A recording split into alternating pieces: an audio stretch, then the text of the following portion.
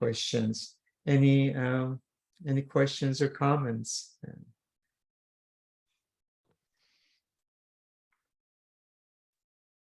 I do have a quick comment. I want to say Yes. I did enjoy that one. I'm glad you did this class in 2 parts. I feel like it was a lot of information and it kind of helped process it a little bit easier.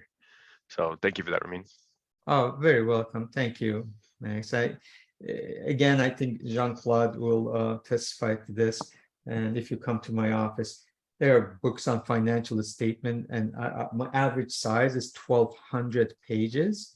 So it can get really dry and dreary, but you don't have to be an analyst. So, but this is just a nutshell. Again, we have so much accessibility to data, but of course, the idea is to have the right data, and that's what my hoping to strive at. So, and that's why I wanted in 2 classes. So, thank you for the kind remarks.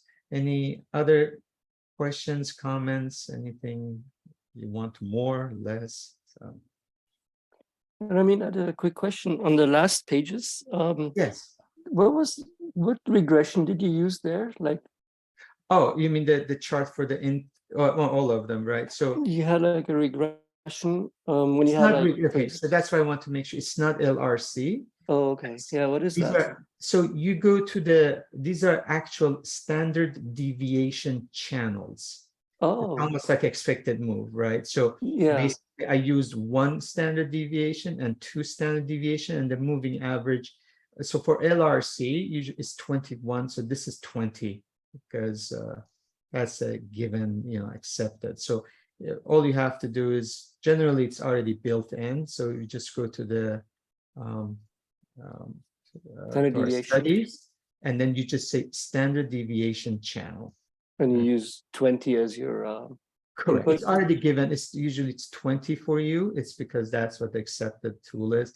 And it just asks you, usually it comes with 2. So you do the 2, and then you add another one and use 1. So, and that's, this is the mean. Yeah. So you have to add, it's part of the studies. You just keep adding. If you want to do 3, you're more than welcome. But the actual tool is at 2, and then you just change it to 1. So that's what I did. So I have this line. So if I compare this to LRC, it will look completely different. So I would, go ahead and actually take, I didn't want to, because we were going to focus on this. You can actually, let me see if I did it for Intel. Yeah, so this is Intel's standard, you can see standard deviation channel.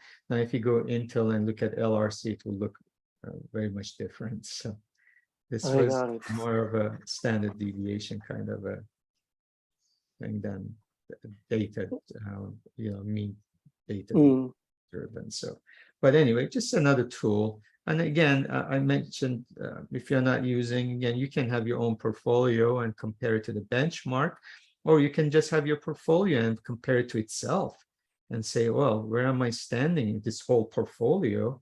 What am I doing compared to the mean? You can put moving average. You can do anything you want.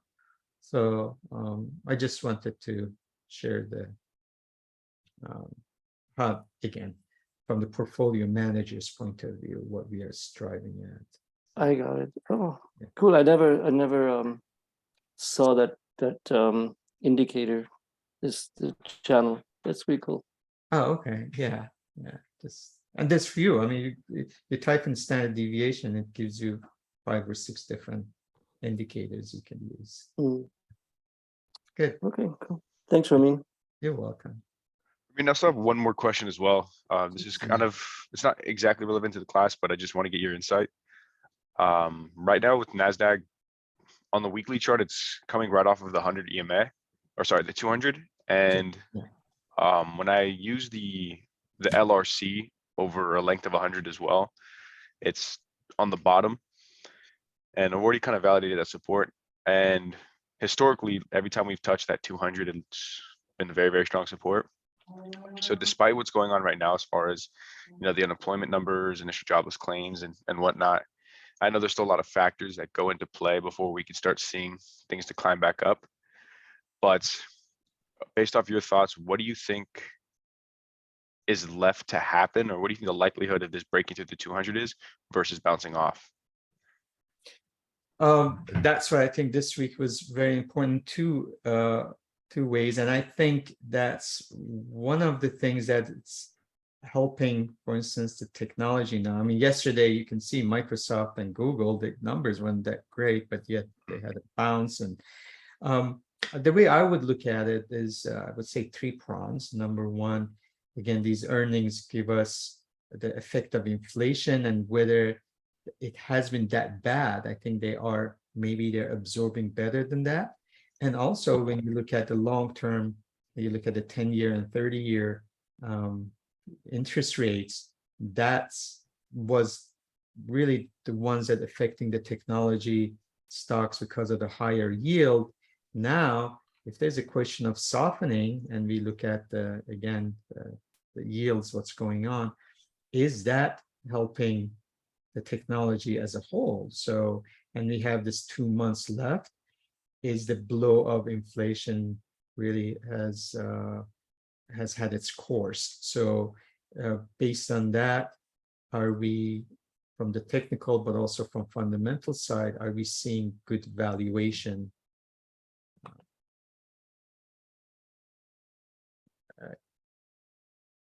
Max, are you back?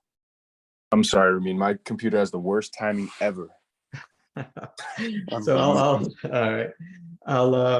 I caught you at the first prong when you mentioned the 3 prongs that you're talking about. I caught you. I heard the first. So basically, the main thing is the interest rates. Is that we can see how first of all, we look at the spread and how it looks like it's doing the job for the Fed itself. We have 2 months. Whether these interest rates are softening, obviously that it helps the technology, and whether with the inflation, if it is softening, obviously that also helps the technology. So from that point of view, I think that's where you can see that the technical side is coming along with the fundamental side. So, but again, we have tomorrow, we have Apple and obviously Amazon, and what is their forecast? And that's what's the most important thing. So I would say I would watch, again, there's some valuations out there, and we talked about Intel, for instance, but is the market telling us that we overdid it based on the selling on the technology or on NASDAQ? So, and I think that's the fundamental side. And I would put the third prong would be the dollar. What is happening, and is that gonna help with the again, a lot of these companies are multinationals. The lower dollar will help them. So that's another thing I think with the technology we should take into consideration. So I would, basically you're right with looking at the 200-day moving average, that's what the institutions very much look at. And sometimes it's very hard to break that. So I would be watchful of that.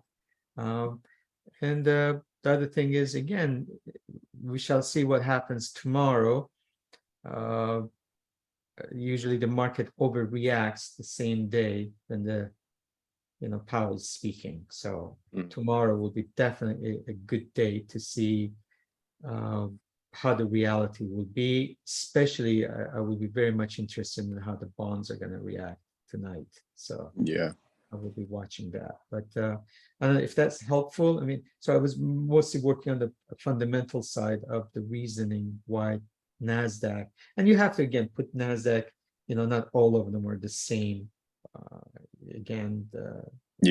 Whereas you look at Shopify, for instance, you look at the retail side of things, and then basically, which is more of a online business part of NASDAQ, but Amazon, how they're going to react. But also, again, did we overdo from the interest rate side of things? And you have to also remember, markets are a discounting factor. So they look at when they topped, for instance, 6-7 months ago, they were looking at what most likely what is happening, it is slowing down things and the effects of it. What are we looking at 6 months down the road? And that's what you have to look at. And the markets are usually pretty good in seeing things. So if the NASDAQ turns around and doing that tells us that yes, we might be in a recession or mild recession, but interest rates and inflation are not going to be a huge factor 6 to 8 months from now. So that's the way we can analyze it. Yeah, that was well explained, and I completely agree. I feel like I've been trying to put a lot of emphasis on the fundamental side because I think the technicals make perfect sense to me right now. Everything lines up for just a lot of opportunity. You know, there's things that are very discounted, things that are very well priced.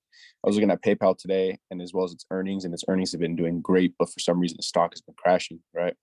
Yeah. So it's you know, it's a lot of food for thought, I guess, and I don't know what to pick at first, but I think what's going to happen is essentially like, I think the rubber band's been pulled too far up, and now that it's snapped back to where we're at now, I don't see us having that run that we did last year. I think it's going to be like when they say correction, it's obviously very, for lack of better verbiage, it's going to be that correction, but I don't see us going somewhere where we were last year. You know, it's going to just be like a new average, a new common. So hopefully I'm wrong. I hope I see this thing skyrocket back like it's 2021, but you know, I guess we'll all see. Yeah, no, I think, well, everything has its course. So I would be cautious, but I would definitely, I see a lot of opportunities. I've been obviously talking emerging markets a lot of times. You know, you can see how they've really gotten affected, especially, you know, the China factor. We got elections coming in China.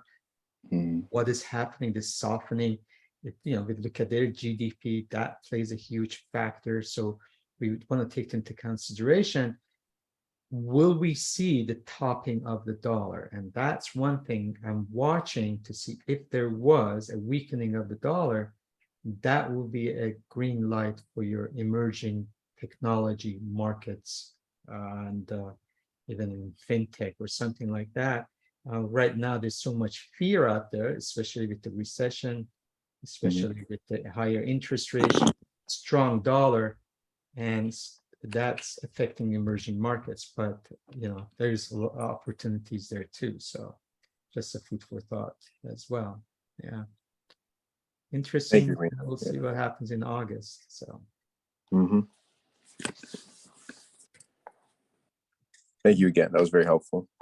You're welcome. Good. Any other questions, comments? Well, if not, I really appreciate it. Thank you for spending your time with me at this session. And again, I hope you found something useful out of it. And it is going to be exciting next 2 days, definitely. So Saturday should be pretty interesting. So with that in mind, I'll wish you all the best. A prosperous week ahead and healthy one. My God, please stay healthy. And I'll speak with you then on Saturday. Thank you so much. Thank you, Ramin. Thank you, Ramin. Thank you. Thank you, everyone. Bye-bye.